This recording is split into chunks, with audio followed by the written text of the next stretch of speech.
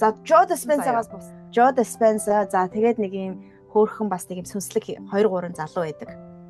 Mattias De Stefano гэж байгаа. За David Gautam гэдэг нэг хэдэн залууч. Тэднээс бусад миний багш нар юу гэж хэлдэг гэж ялангуяа сэтгэл зүйн салбарын травма ангаалтын салбарын багш нар юу гэж хэлдэг вөхлөө. Эдгэрх маш хэцүү. 10 жил болно, 20 жил болно нөгөө ингээд маш хэцүү бүр тэгэж хэлж өгдөг. Тэгээ би яагаад энэ хоёр юм зөрүүтэй явдсан болоо гэд аль талыг ингээд бүгднийг нээж үзээд зөрөө нь нөгөө хүн хаан байгаа гэдэг дээр их хамаатай юм байна. Хэрвээ үнэхээр эдгэрлийг ганцхан сэтгэл зүй талаас буюу оршихуй ертөнц сүнстэйгээ холбож ойлгохгүй бол мөн үү? Оршихуй ертөнц сүнс дээд оршихуйтайгаа холбохгүй юм бол ганцхан биеийн төвшөнд мөн үү? Ганцхан биеийн төвшөнд ганцхан шинжлэх ухааны төвшөнд ярих юм бол үнэхээр хэцүү.